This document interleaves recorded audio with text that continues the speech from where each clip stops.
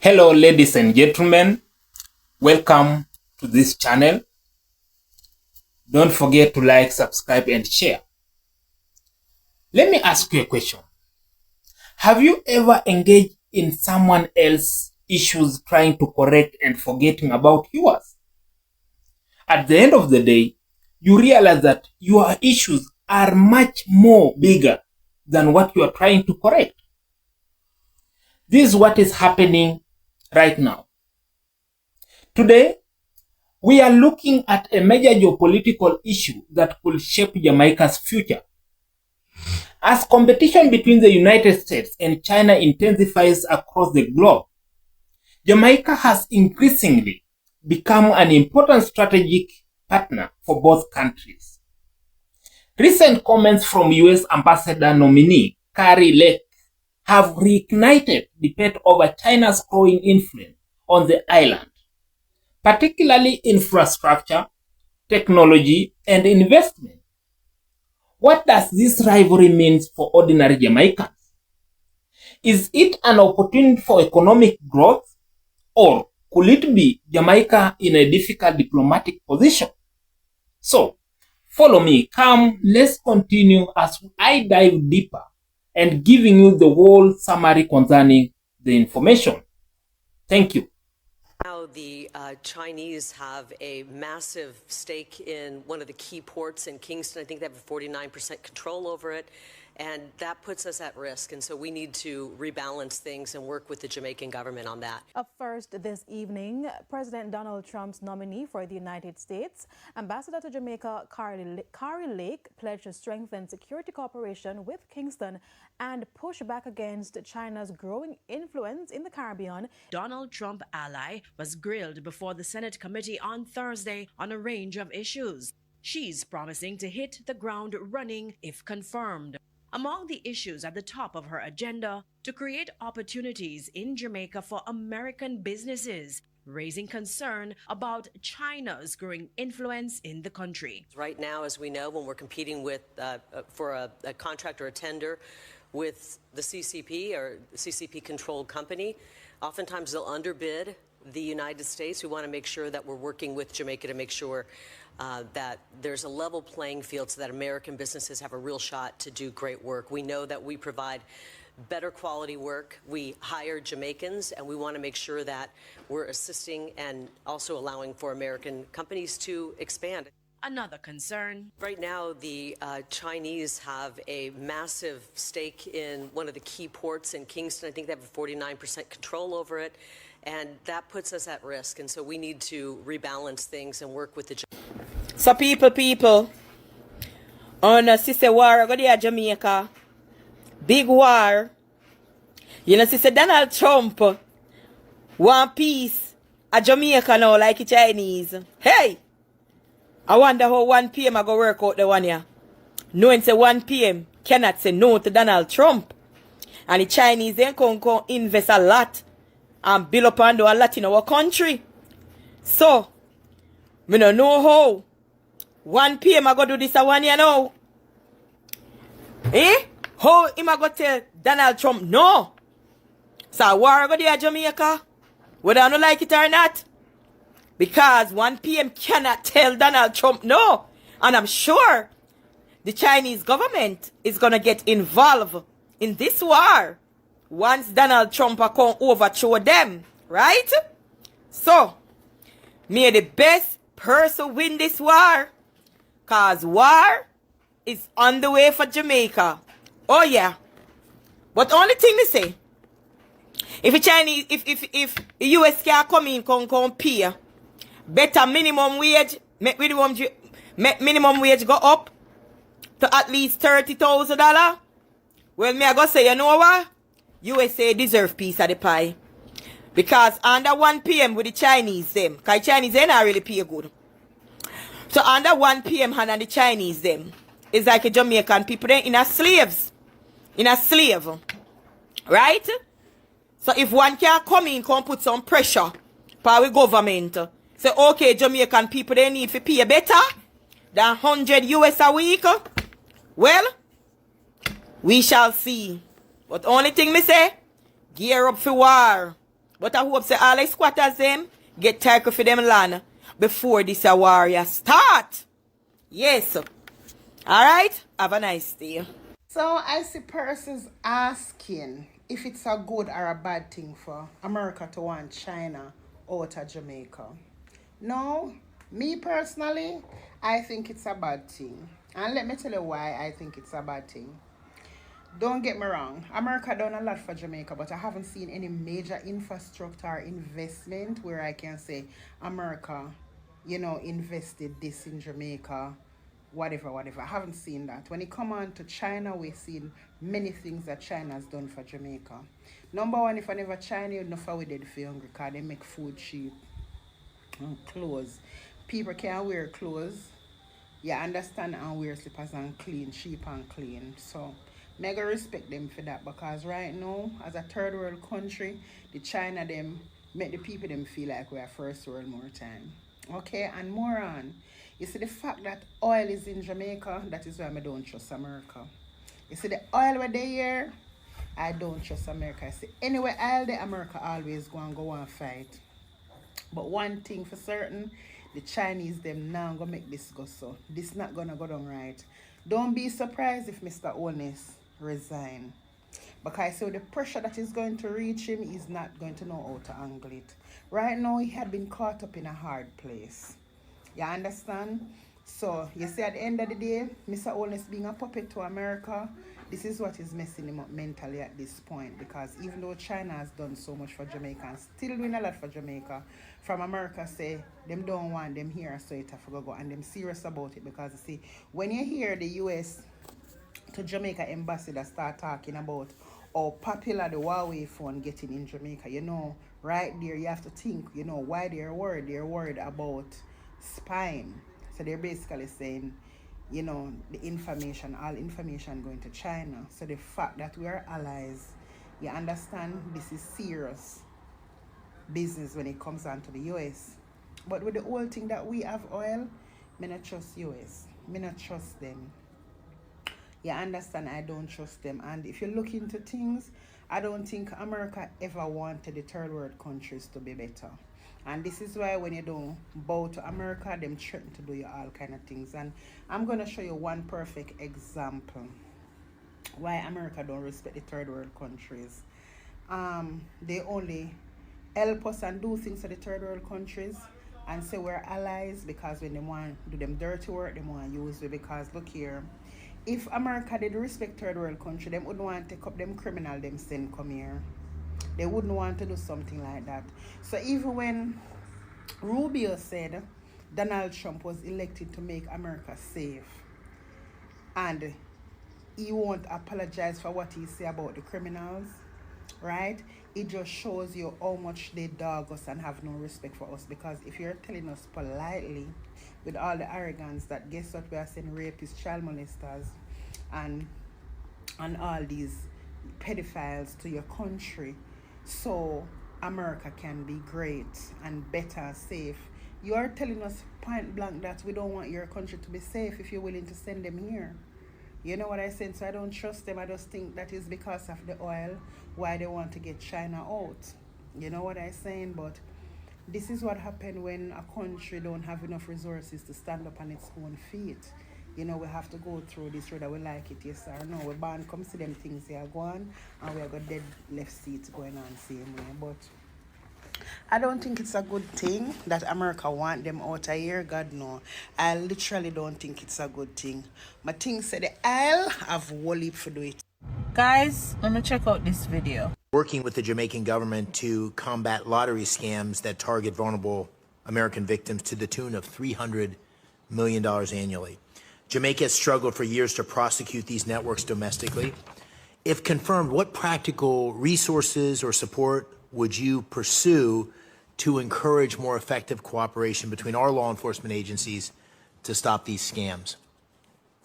Thank you for asking that question, Senator. I think people think, how could you get scammed out of your life savings? But there are some bad actors in Jamaica who have really honed the skill of bilking people out of their money through these lottery scams and other financial scams. And so we will work very closely with Jamaican law enforcement officials. We already have a great relationship. We'll work with our counterparts at the State Department, and we will work with local law enforcement here in the United States to make sure that we're doing everything we can to alert people to this problem, because I think a lot of people unsuspectingly don't even realize that they're obviously being caught up in a scam, and then prosecute people to the fullest extent of the law. And I will put pressure on the Jamaican government, if I'm confirmed, to really prosecute and take seriously these types of crimes. Ms. Lake, I want to come back to you on a related topic here, and that has to do, beyond your normal role as ambassador, you're going to be responsible for an interagency effort to deal with U.S.-Jamaica counter-narcotics efforts. And that's going to require leading a team that has personnel in the State Department side and in law enforcement. Can you just illuminate us in terms of how you plan to approach that challenge? Thank you so much for the question. And I want to commend the people who are on the ground in Jamaica. From what I understand, they're doing incredible work working with the Jamaican authorities. We're taking the incredible knowledge we have in law enforcement here in America. We have also in investigations, and we're helping to train additional forces in Jamaica. And we'll be working with the Department of War. I understand that they are very much hot on bringing down these narco-terrorists. Most of the drugs, from what I understand, are coming from Colombia, about 40% of the drugs coming from Colombia. And they stop at Jamaica, and then they go out to other areas. Some of them are making their way into the United States. One death from fentanyl or overdose from drugs, in my opinion, is one death too many. And I'm glad we have a president who's taking this issue seriously. Fentanyl is a weapon of mass destruction. And I think that the people of Jamaica deserve the safety that their government is now working to help provide. They've brought down the murder rates by 43%, from what I understand, in the country. They're making huge progress in making Jamaica a safer country, and I think the people of Jamaica deserve that, and the people of America deserve that as well. Ms. Lake, what can you tell us about your take on the best way to help Jamaica? As ambassador confirmed, you intend to focus more on aid or on lifting trade burdens, on increasing economic opportunities for the island? Thank you, Senator Lee, for that question. I think it's an, if confirmed, we're going to look at everything. We're going to hit the ground running and look at ways to expand American business opportunities and try to level the playing field, because right now, as we know, when we're competing with for a contract or a tender with the CCP or CCP-controlled company, oftentimes they'll underbid the United States. We want to make sure that we're working with Jamaica to make sure that there's a level playing field so that American businesses have a real shot to do great work. We know that we provide better quality work. We hire Jamaicans, and we want to make sure that we're assisting and also allowing for American companies to expand. I think there's big companies that could help right now. There's a huge need as they're rebuilding after this Category 5, which devastated especially the southern and western part of the island. And if we don't take an active approach to getting American companies in to bid and get some of these big purchases and big jobs, we're going to see the vacuum filled by more Chinese influence in that country. And that's concerning to me. I think it's concerning to both sides of the aisle when it comes to what China has done and their influence so close to home. We've seen that all over this hemisphere, in many parts of Central and South America. China gaining footholds, putting a base in Argentina, for example, a lot of increased ties with Brazil, with the current government in Colombia, just to name a few. I would imagine that adding Jamaica to the list, securing significant foothold in Jamaica would be a huge feather in the cap for the CCP folk who really want a massive inroad at the doorstep of continental United States of America. What do you think that is the best antidote to that, and how can you work with the Jamaican government to discourage that from happening? Yes, right now the Chinese have a massive stake in one of the key ports in Kingston. I think they have a 49% control over it, and that puts us at risk. And so we need to rebalance things and work with the Jamaican government on that. And, not just big businesses, there's small businesses as well. I love this story. We all know that Jamaica has incredible athletes. They dominate in track and field and in gold medals. The fastest man in the world, Usain Bolt. I mean, we all watched as he wowed the world. but they're one of the only tropical climates that also has a winter Olympic team in Bobsled. in their bobsled. And actually, a company in Utah, backcountry, does the outfitting for that team, the Jamaican bobsled team, which I think is very cool. I mean, we definitely want big projects, but we want to encourage all kinds of American businesses to invest in Jamaica and Jamaicans to invest in America as well. You can buy a lot of things in Jamaica. You can show up and not have swim trunks, and you can purchase those. You can purchase beach towels, you know, whatever you need, shorts and shirts, but you cannot purchase winter parkas in Jamaica. And I would imagine it would have limited utility in Jamaica. it would. You just don't need it. So I think there's a real opportunity to work with our partners, our neighbors. Jamaica, an incredible country, and I'm looking forward to it. There's a growing sense that gang violence is becoming more of a problem throughout the Caribbean. And the growing concern that some of this is a spillover effect from Haiti, which has been really had a big problem with gang violence. Any thoughts on how best the United States can work with Jamaica in order to bring that problem under control? Well, thank you for the question. Thank you for mentioning Haiti. I know that not only is the United States taking an active role with the gang suppression force down there, but Jamaica is as well. Jamaica has some very talented individuals that are on the ground. I think the second in command, from what I understand, in this gang suppression activity that's happening and the work to stabilize Haiti is a Jamaican. So it's in Jamaica's interest, it's in the United States' interest, it's really in the Caribbean interest to make sure that we can solve some of the serious problems in Haiti, and we'll be focusing on that if confirmed. So basically, America is jealous of the relationship that Jamaica is sharing with China currently. As such, there's going to be some huge changes that will be coming up that's going to impact Jamaica. Now we know the reason why the Americans want to fight China out of Jamaica. They're saying we have a port in Jamaica, a massive port, that China have 45% shares in, and that's a risk. How is that a risk? They say they want fairness so they can get American work in Jamaica. So you're saying fighting out China so you can bring in America in Jamaica. Right now in Jamaica, you know, there are many Chinese business that giving Jamaican works. Or work, I should say. Why is it that a problem to you that I'm asking? Why is it that's a problem to you, China, having business in Jamaica and giving Jamaican work to do? How comes the harbor are your problem?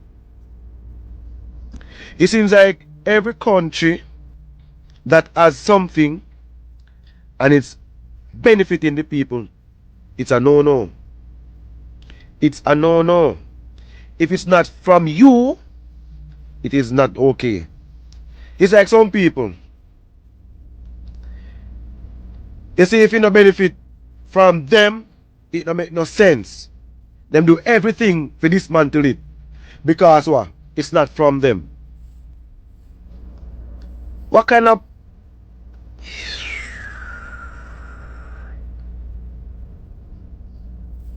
I say to the Prime Minister of Jamaica still and the government then, be wise, don't be foolish and don't be stupid. Yes, a lot of American money spending in Jamaica because tourists come to Jamaica. See? But what made the infrastructure in Jamaica? How many infrastructures have the Chinese done? How many has the American done? Do the math. It is total madness. What the problem? What's the problem? What do you mean? China's risk because of the what? Yahweh. Yahweh, I don't know where the phone is. I can't remember what it means. There's a lot of things going on. But I don't. I can't believe the woman said because of the harbor. Two things, you know. Two things in Jamaica why they want to make sure China not really get as close. The harbor, the Yahweh phone. Yeah, something like that. Remember what the phone name? But I'm not post the video if you know you listen to what she said with a fear mouth. Just finally got in there. They finally made it to Jamaica. They've been searching for this loophole for years. A window of opportunity to go into Jamaica with U.S. military presence. And you may say what you want to say. They're there to help. That's good. Right? That they're there to help. But the ultimate thing is not to help the people of Jamaica. It's to push China out of Jamaica. That's what it's about. You know what I'm saying? Marco Rubio spoke about it. There's too much Chinese presence. President Barack Obama went to Jamaica on the same mission. You know what I'm saying? Now they have a window of opportunity, Hurricane Melissa. And they slid through that window. Now, like I've told you guys before, that there's a U.S. Air Force military airfield in Jamaica. It's called Vernon Field. Vernon Field airstrip, right, where they do drag racing. It was built by the U.S. Air Force, for those who don't know, in the 80s. That's the last time they had heavy U.S. military presence in Jamaica. And now you can see they use the opportunity of Hurricane Melissa. Okay, let's say they're... Please help me do a lot. And I see what America send come to Jamaica. And I see what President Donald Trump sending to Jamaica. We all get up what did last week and a quarrel and a hop and a puff about the deportees or the immigrants or the migrants. What then go send come to Jamaica. See? And nobody no read between the lines and say, yo, I must a reason. Eh? I must a reason why the Andrew-led administration accept that the deal or whatever it is. When I call it a deal. Why them accept the migrants them coming to Jamaica for nothing, for no money, for no financial gain. I must a reason. I read between the lines of people. Or not just up on a puff. Look what them are gonna send come. Look on the ambassador who them are planning to send come to Jamaica, you know. She don't reach here yet and look how she behave. You understand? 40% of Colombia's drugs what them produce, them claim to say pass through Jamaica. Eh? Them know something what we don't know. And on top of that, she have a problem with the Chinese building roads here and a port where the Chinese them. Look, yo, 2020, the end of 2026, 2027 gonna be a tough year for we. Tough year. A years America abandon we. They abandon we here. They want we as we indentured workers. Then come here in a flock as tourists. And then come and enjoy with beautiful island. They want us to stay poor and be poor so we can serve them. So they can laugh and come for the bamboo them all they sort of sitting down in Jamaica. So. And then just want we down there, down here. But not want to get into that. That's our next day.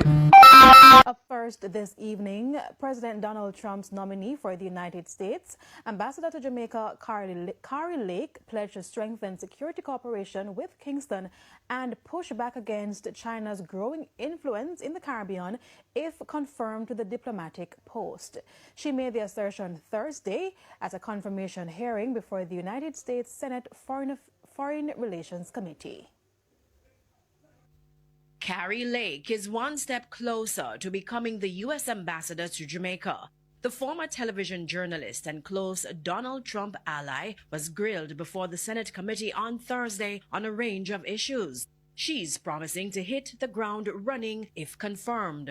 Among the issues at the top of her agenda, to create opportunities in Jamaica for American businesses, raising concern about China's growing influence in the country. Right now, as we know, when we're competing with for a contract or a tender with the CCP or the CCP-controlled company, oftentimes they'll underbid the United States. We want to make sure that we're working with Jamaica to make sure that there's a level playing field so that American businesses have a real shot to do great work. We know that we provide better quality work. We hire Jamaicans, and we want to make sure that we're assisting and also allowing for American companies to expand.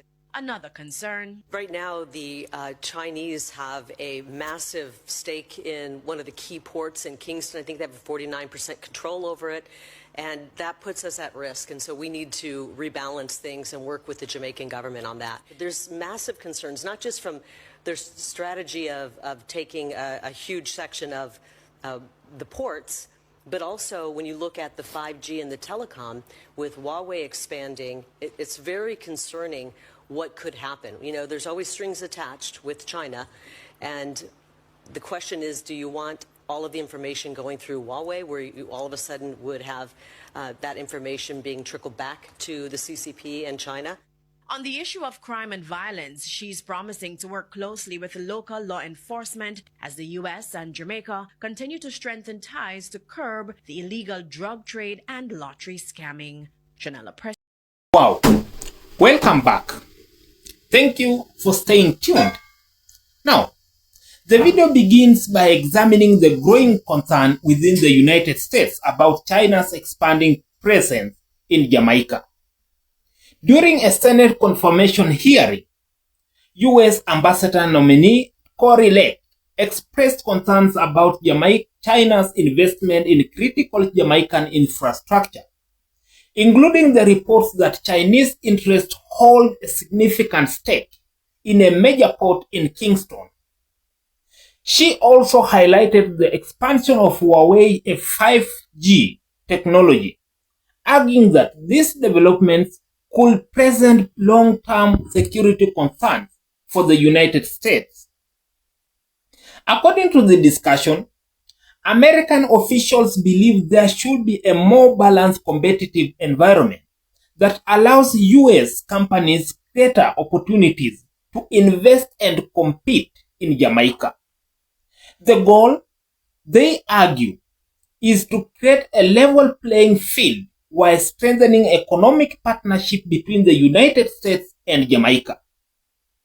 The host, however, presents another side of the debate. He points out that many Jamaicans view China as an important development partner because of its investments in roads, highways, and other infrastructure projects that have transformed parts of the country. Chinese companies have also supplied affordable consumer goods and financing that many believe have contributed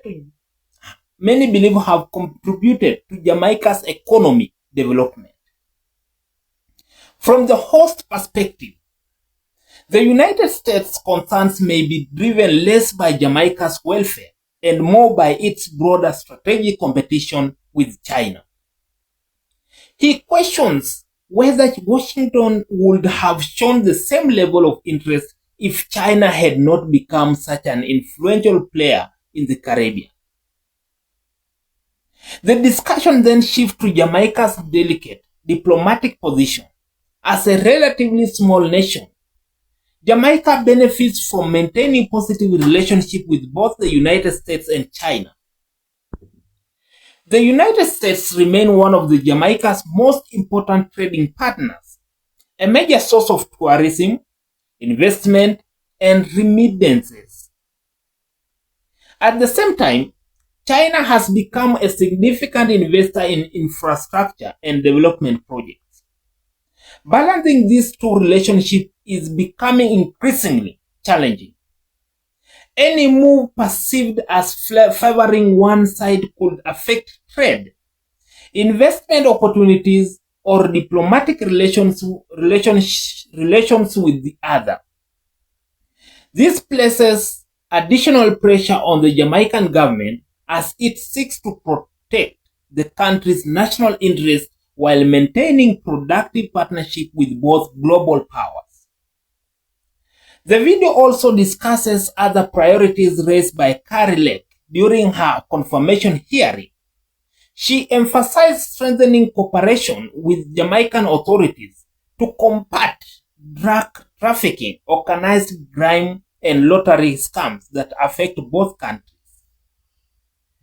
These issues have long been areas of cooperation between Jamaican and American law enforcement agencies, and the nominee suggests that expanding this cooperation would remain a key objective if confirmed. Despite acknowledging these security concerns, the host remains skeptical about broader U.S. intention. He argues that throughout history, major powers have often pursued economic and strategic interests in developing countries while presenting those actions as efforts to promote security or development. According to the host, Jamaica should carefully evaluate every foreign investment based on how much it benefits its own people rather than becoming caught in the rivalry between the larger nations. As the discussion progresses, the host encourages viewers to think critically about Jamaica's future foreign policy. Should the country deepen in its relationship with China because of infrastructure investment?